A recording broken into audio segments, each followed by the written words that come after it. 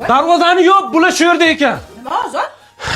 Semizlikka qarshi agentlikdan kelishdi, lekin men sizlarni sotmadim. Ozodjon, sen jinnimisan. Xavotirlanmanglar, ovqatlanaveringlar, biz ularni chalg'itib turamiz. Islom o'rbetiga. Sen yeganib qo'yasan, men haftada bir marta deyapman. Qaranglar, ushoqlari qolmasin, keyin lupa bilan kelib tekshiradi-da, ular baribir. Qayma hammasini yo'qot, Maftun senga ishondim. Aytdim, ozod kelguncha yeb olaylik dedi. Hech qisi yo'q. Gabarit tushunamiz, hisob-kitob qilish qiyin.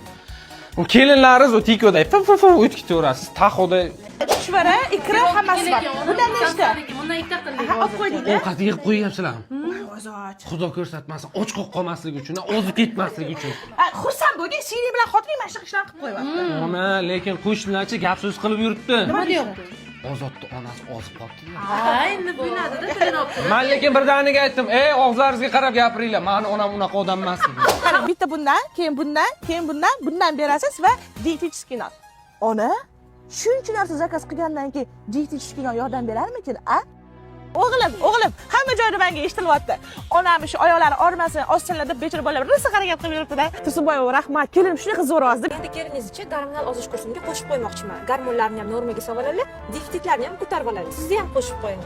Voy, men aytdim-ku, men zo'rman. Qanaqa asal giraman.